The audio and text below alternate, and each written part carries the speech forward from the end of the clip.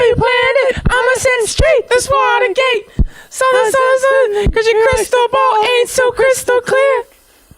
Got this fucking thorn in my side. Yep. Oh my god, You done? I'm so alive. Nope. I'm telling you, no sabotage. All right, we're done. And this is what happens when John Keggs isn't here to rail us in. Hey. Fuck you, John Keggs. Cue 8-bit intro.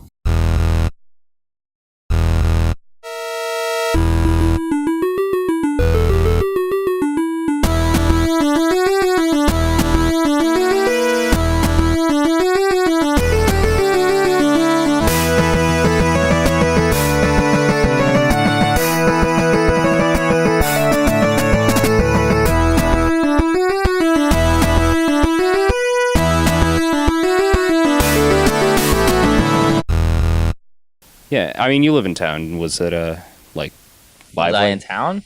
No, was it lively? Like, did you yesterday? See? Yeah, Mardi Gras. Oh, Tuesday. there was Tuesday. There was a fight outside my door. Okay, that's pretty outside mild my for Mardi window. Gras. No, there was a fight. I was playing Fortnite with a few of my other roommates, and I had the headsets on, but and you really can't hear anything with like Turtle Beaches or whatever. So.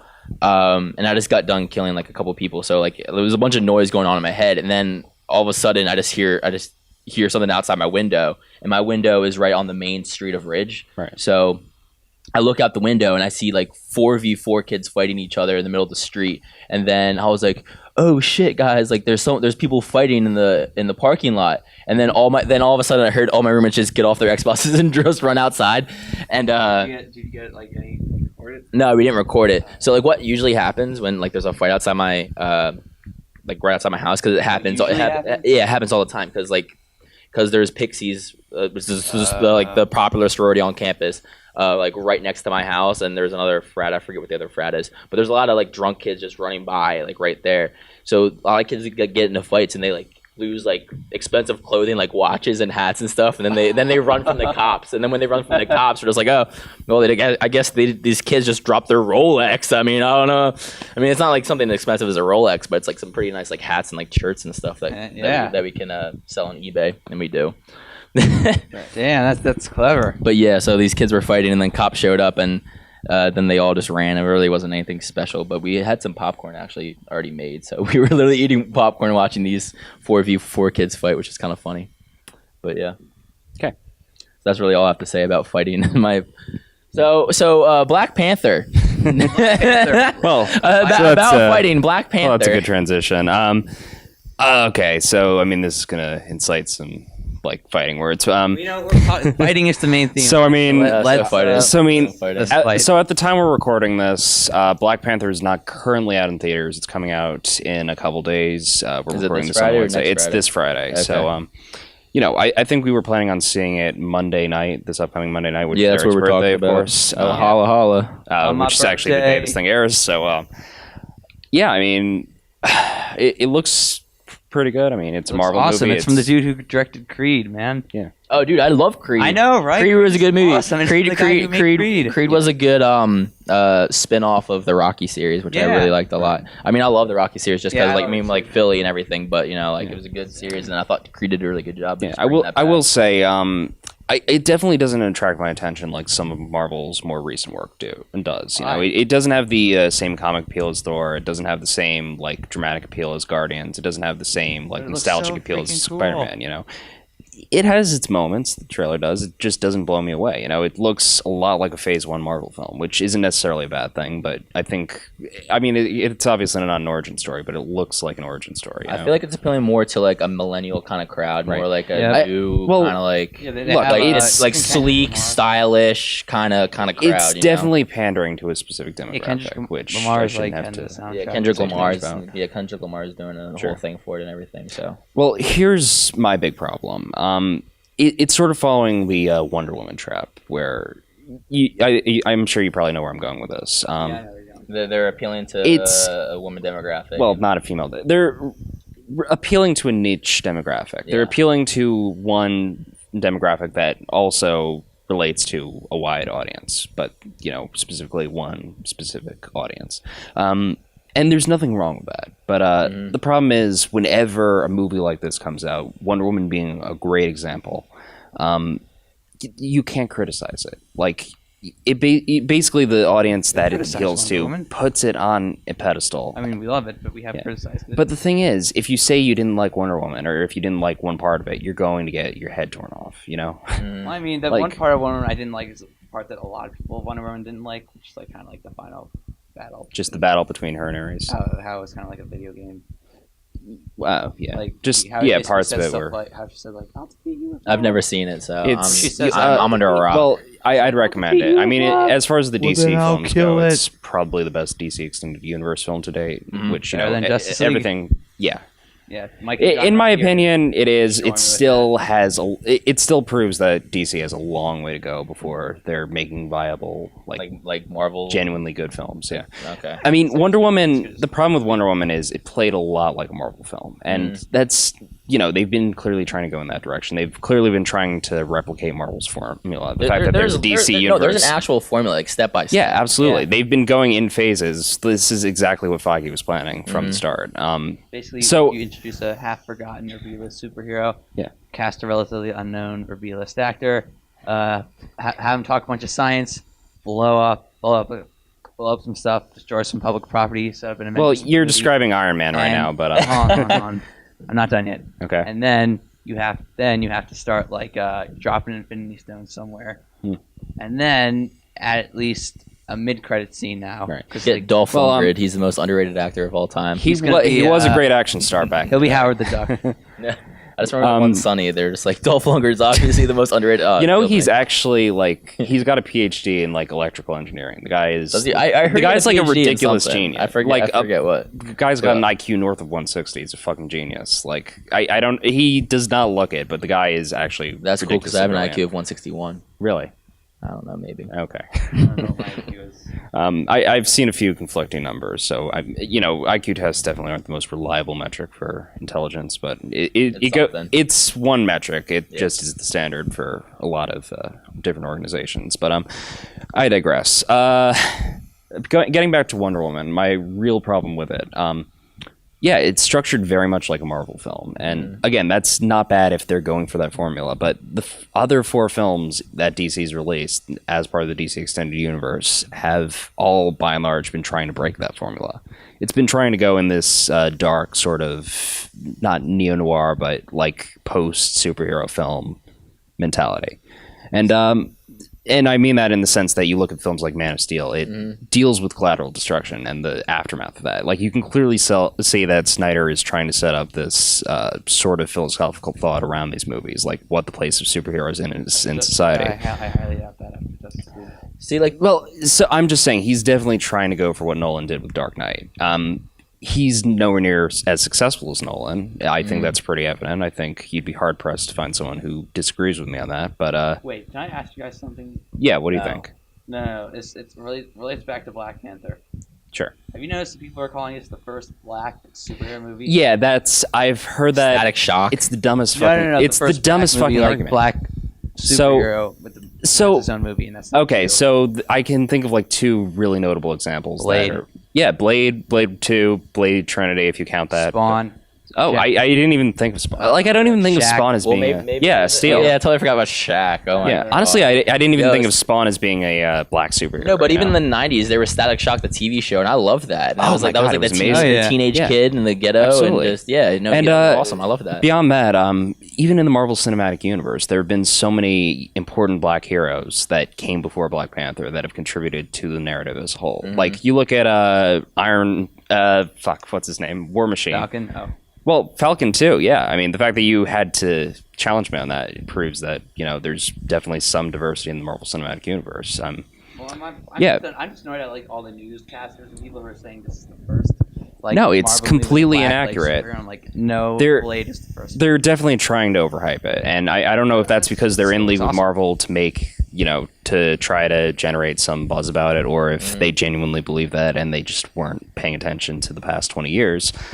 But I'd be more inclined to believe that it's the former, not the latter. I feel like, even if you're unfamiliar with cinema, a Google search could tell you that's just blatantly wrong. It's not even the first major motion pictures film. It's not even the first film to have a big budget that features a black hero as the titular character. Yeah, Blade. Yeah, even Iron Man 2, you could argue that like that was a film about War Machine as well. You know. That was a movie about the Marvel Cinematic Universe trying to set itself up and then Yeah, basically. getting its head stuck up its own ass. And it's still probably the worst movie in the Yeah, Iron Man trilogy. I hated Iron Man too. Iron Man It just 2. the sequels. You love Sam Rockwell. Oh yeah, I honestly forgot he was in that.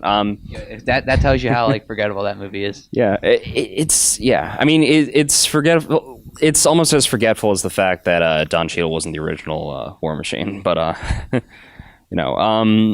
yeah. I mean, for as great as Iron Man was, and just to give you an idea of how much I love this movie, I still think it's one of, if not the best film that Marvel's released. The to date. first one? The first Iron Man. Oh yeah, Iron Man. The first Like Iron Man's the awesome. very first Iron Man, which set off the Marvel Cinematic Universe. Absolutely amazing. Scene by scene, Favreau at his best, Robert Downey Jr. at his best. It's incredible. So for it to spawn two just disappointing sequels, Dude, it it's spawned an entire like universe. yeah, I know. So It was all the things beginning, considered, it was- all it was things the base, considered, is the yeah. foundation. But I'm just saying the sequels could have been more well developed. You know. Mm-hmm. Yeah.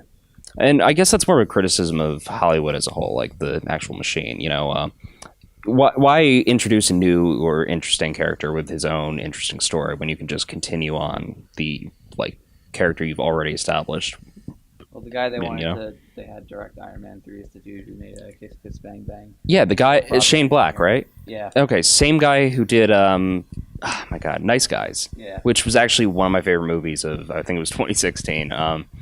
Which if you haven't seen it, Ryan Gosling and Russell Crowe actually You sold me. They're in a buddy cop film just set in the Ryan 70s. Gosling, and it's Russell amazing. Crowe. That's it. You're That's sold. it.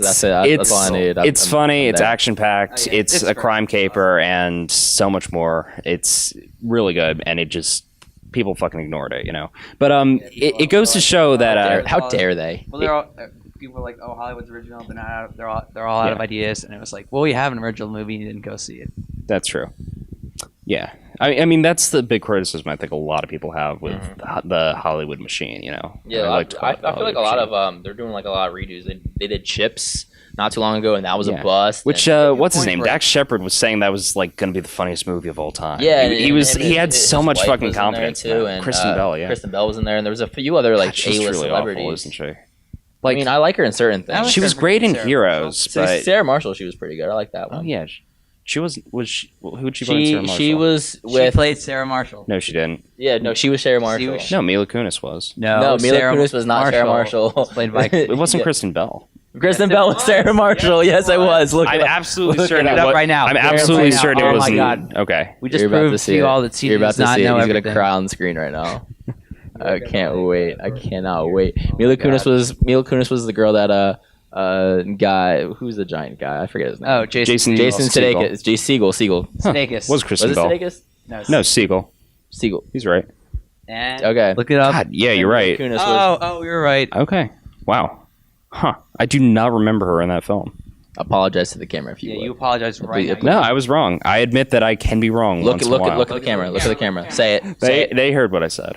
No, No, you say say you got to I say it. can be wrong. I am capable of human fallacy. Okay. End the episode. That's all we needed. Y'all have a good weekend. But what was I saying?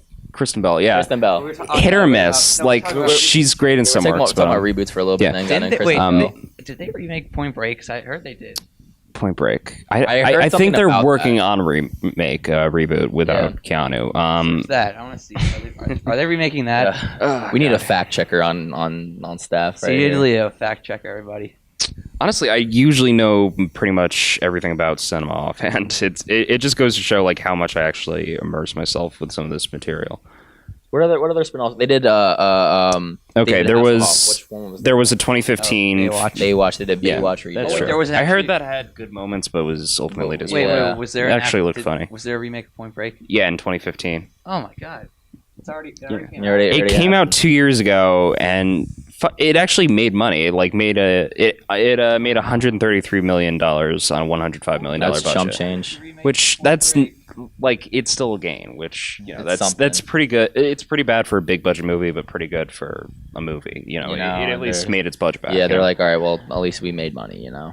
Yeah. We're not going to do that again in the future, but at least we made money. Well, We didn't Yeah, so I mean, They're making, like, fuck over our they're making mistakes. You know. 14 more Transformers movies. Oh, dude, honestly though, Wouldn't be. I mean, I wouldn't be Michael shocked. Bay is gonna have a job for the rest of his life. I've said this about a million times. Michael Bay is the epitome of everything that's wrong with Hollywood. He's gonna have a job. He's gonna have a job. For the Epitome rest of his everything life, that's though. wrong with modern cinema. I always see him as like this honestly, the toddler guy in the has corner, to be and the loaded studio right now. executives are like his sitter or something. Sorry. No, it's alright. I'm just getting two voices at once. Oh, and I see him as like a toddler in the corner, like my Yeah. way, and like the studio execs are like his sitter or something. Mm-hmm. And when he gets mad and like antsy, they're like, "Oh God, Michael Bay's getting antsy. Michael Bay's getting antsy. Quick, give him his Transformers. That'll calm him down." Yeah.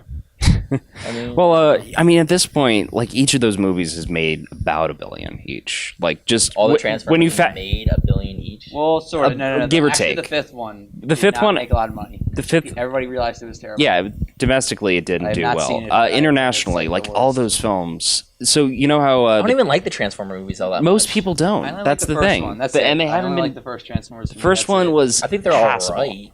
But the thing is, first of all, the quality's been declining. It's been getting even more dependent on CGI. It's been getting even more dependent on just weird ass visual effects that have nothing to do with the story, product placement, everything that you would Yeah. expect from a There's Michael an Bay Oreo film. vibe in the fourth. But there's a literal Oreo Transformer. here's two things you have to know. Not kidding. I'm not. Internationally, they do really well, and that's because why- oh. Chinese people fucking love them. That's why they put the fourth one like, in Oh, China. Transformer! I see it outside. But the thing so is, racist. that's I'm how so the sorry. so Chinese. Cut that one out. What's interesting about Chinese cinema, like they only allow, I think it's like 36, 37 foreign films per year imported. Yeah.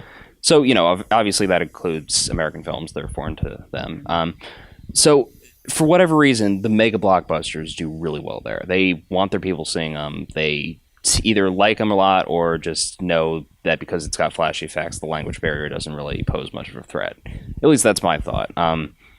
So that's a big reason why you do it. When you cater a movie, a major motion picture, to an audience that happens to be made up of the largest population on the planet, you know, some shit like that is going to happen. You're going to make money. You're going to make money. Yeah. Did they try to ban Deadpool or something? I'd imagine they had to probably censor did. a lot of stuff. Like they had to censor all the violence, all the cursing, all the sex. Right. And that's pretty much like at least like 80%. I didn't know China's still that censored. Oh yeah, they do. They Yeah. definitely have some censorship laws. Maybe the fact checking for a second. Yeah, well, you can look it up if you want to. I actually did know a few Chinese girls just from a few different poli-sci classes. Yeah, John was dating one. John Yo, was was dating he? once. I saw he was him walking around with her. I didn't know if they were dating or not. He wanted to keep it under wraps because apparently it's frowned upon in Chinese culture for them to date, like, you know, White guys? or to have premarital Just said that affairs out- or I to have just any sort said of that on the air. relationship with anyone. Oh, so before she's marriage. like full on from China. Yeah, like Oh, wow. Chinese exchange student who was only here for last semester. cute. She was actually a grad student. Like she had already gotten really? her undergrad degree and was coming here for. Or she was yeah, just yeah. doing one. She was doing part of her The master's. the work one abroad. episode John's not here. We're talking about Oh, his love life. But, Yeah. Oh, No, he's gonna- well, I'm not going to go too deep into this because I don't want to piss him off. But I will say she was doing like one of the classes she was taking was a gender studies class, which Yeah. I knew. I could have fucking helped her if she had let me, but every answer on the thing was shit that I knew, like from introductory level poli-sci stuff. It was the most basic gender, politics, pandering, like stuff that shouldn't be recognized in actual like political science or social science as a field, but was for whatever reason on this grad student's like final exam. So So you have an answer, Eric. Oh yeah, it says the film was denied a China release due to this, and though R-rated American films are often cleaned up for release in the country, it was decided that it wasn't possible to excise the authentic material without causing plot problems. I mean, that sounds very Okay. accurate. Yeah. So so the reason I bring up the fact that I knew one Chinese girl, so it's an interesting situation having someone from a completely different political climate in a class where you talk a lot about politics. This happened to be in a public administration class, of which she and I were literally the top of the class, like neck and neck for the top spot. I'm Brag about honestly it. not. Well, I like to brag about it because I'm very good at poli-sci, but yeah. So not even relevant. But the fact is, anytime we would talk about like foreign governments, anytime we would talk about the professor actually brought up like communism at some point because you know there were a lot of African countries that were considering it at the local and federal level. yeah. And he basically just railed on how flawed of a system it was at the national level. And at the national level is important. Like, I'm not going to get into a huge discussion about Marxist theory right now, but so if you didn't know it already, the Chinese government claims to have a democracy. And first of all, they're a full-on communist country. Yeah. Like, there's no way around it. There are some people, there are still Chinese billionaires. It goes to show that the way they distribute the most wealth, billionaires in the world. probably. Yeah, well, I feel like America's probably neck and neck. I saw an Uber fact. I'd believe you. Uber facts. They're very close to surpassing us in terms of GDP, so it wouldn't surprise me if they were if even they had like worse income inequality than we did. You know, like the very system that's supposed to correct that is just failing miserably. But and you know, I'm not going to argue with whether or not communism can work at the national level. It obviously doesn't in any way it's been practiced within like recent history. But so. The way they claim to be a democracy is they have two political parties, right? The Communist Party of China, or some iteration of it. I'm not sure if that's the actual name of the party or if it's basically called the Communist Party of China, and like 85% of the members are like 85% of the population of China is a member of this or is trying to become a member of this party. The remaining 15% are unaffiliated, so that's their second party. So pretty much, if you want to have any sort of position in the Chinese government, like you want to be in this Communist Party, you know, even though they're a democracy. So she basically railed on how wrong that was and how they were a true democracy, and it's just like the mindset, like what they tell their people versus, you know, like outside looking in, it's just ridiculous what the disparity is there, you know. Yeah, so I mean, to answer your question, like basically any. What was the question? Yeah, what is this show exactly? What are we? You were talking about censorship with Deadpool and why Deadpool wasn't shown in China.